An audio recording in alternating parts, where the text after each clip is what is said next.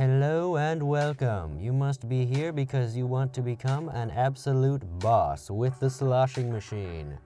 Well, prepare to be amazed as I walk you right on through everything you need to know. The first question we need to ask is, what can the sloshing machine actually do? To better answer that question, let's first take a look at a similar weapon, the slosher. Sloshy boy here is pretty straightforward. One slosh always deals 70 damage, which means it takes 2 sloshes to splat an opponent. The sloshing machine works just like a regular slosher, but it deals way less damage, requiring 3 sloshes to splat your enemy, unless you get perfect aim and get a direct hit. You can't hurl ink any faster either. Who in their right mind would want to use this weapon? It's a straight-up downgrade from the slosher. Oh, but not so fast, my cephalopodic companions. We have only looked at what the sloshing machine has to offer at face value. Let's play a game called How Much Damage? Round 1. Take a look at this inkling about to throw a slosh and tell me, how much damage will he deal to the dummy?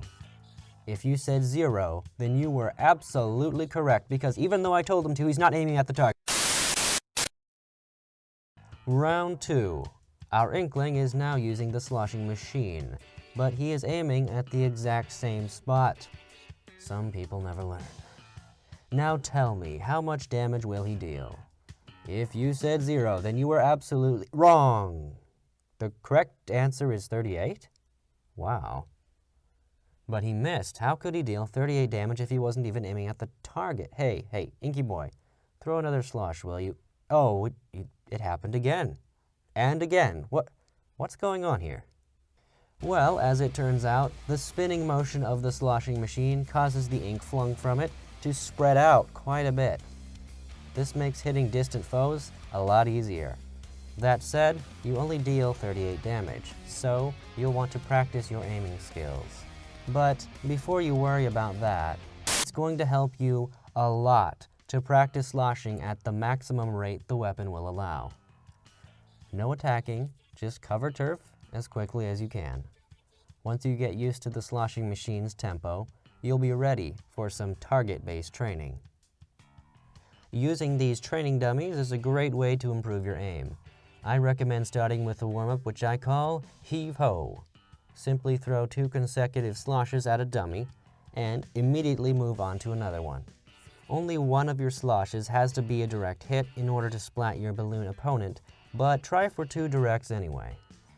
Once you feel ready, you can try out the next warm-up, which I call the double pass.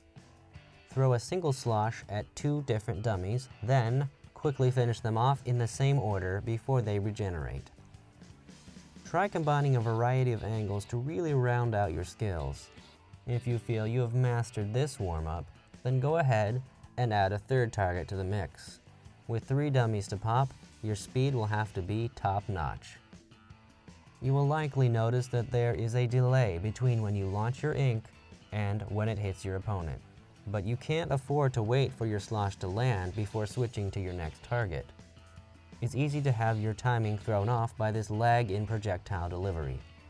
This is why it's very helpful to be familiar with the sloshing machine's maximum rate of fire. Pull the trigger too soon, and nothing happens. Pull it too late, and the bad guys get away. These are mistakes which are going to be extremely difficult to correct in an actual battle, but a training exercise like this one can make things a lot easier. As you practice, you may notice that there's a unique sound that plays when you land a direct hit. There's also a large flash to indicate this, but following the sound is the easiest way to assess your accuracy in the heat of battle or during fast-paced training.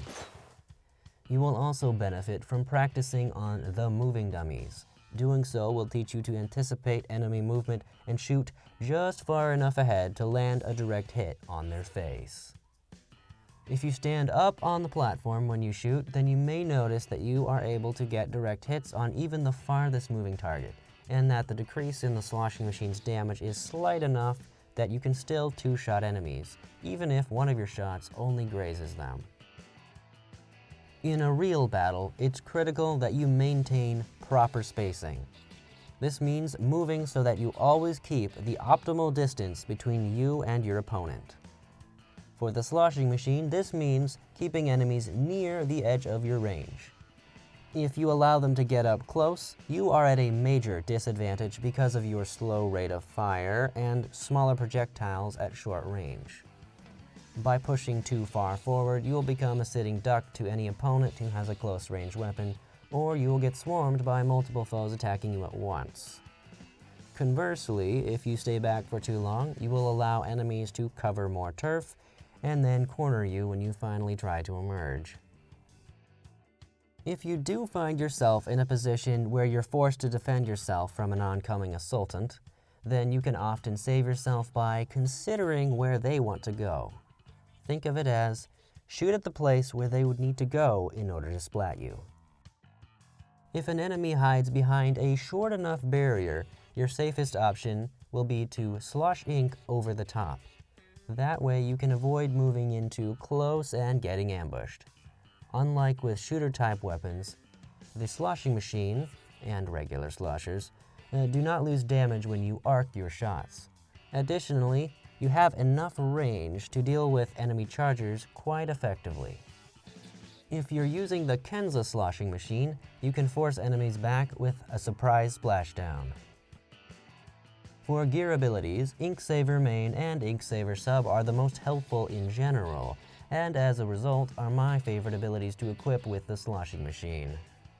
With no Inksaver Main, you can slosh 11 times in a row before running out of ink. With all gear slots full of Inksaver Main, you have 21 sloshes. Since you will likely be using your sub-weapon as well in actual battles, you may want to equip a 2/3 Inksaver Main and 1/3 Inksaver Sub, as this will allow for the most sloshes possible. After using your sub-weapon, you normally have 5 sloshes with the regular sloshing machine, 6 with the Neo, and 4 with the Kenza.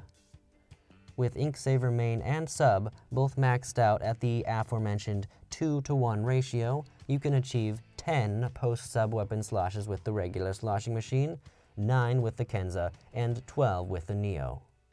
Run speed up and swim speed up make it easier to maintain good spacing. This means you will have more time to defend yourself and be able to corner enemies easier. Equipping some ink recovery up will help you maintain more consistent pressure on enemies using both your main and sub weapon. If you're thinking about equipping thermal ink, then be aware that it only takes effect when you land a direct hit. At that point, you've probably already defeated the enemy, so it's not a terribly useful ability for this weapon. Main power-up is also pretty useless. It's supposed to increase ink coverage, but the difference it makes is so insignificant that it's really not worth the slots. The regular sloshing machine comes with Auto Bomb and Stingray, lending itself to a more defensive playstyle. This makes Tenacity and Special Charge Up a good fit for the kit. If you like to play it safe when you use your Stingray, then you can equip some Quick Super Jump so that you can get to spawn in a flash. The Sloshing Machine Neo comes with Point Sensor and Splat Bomb Launcher. This kit works well with a supportive playstyle. You might consider equipping Sub Power Up and Haunt to keep better track of enemies. The Kenza Sloshing Machine comes with Fizzy Bombs and Splashdown, which facilitate a more aggressive playstyle. Ink Resistance Up and Bomb Defense DX may grant you an edge over the enemies you rampage. It is time for Salmon Run. The Sloshing Machine is not as good as the regular slosher in Salmon Run, because it cannot slosh multiple enemies at once, at least not at full damage. This means that when you encounter many Salmonid, you will need to target one at a time. You will have a better time taking out boss Salmonids such as Steelheads, Drizzlers, and Steel Eels.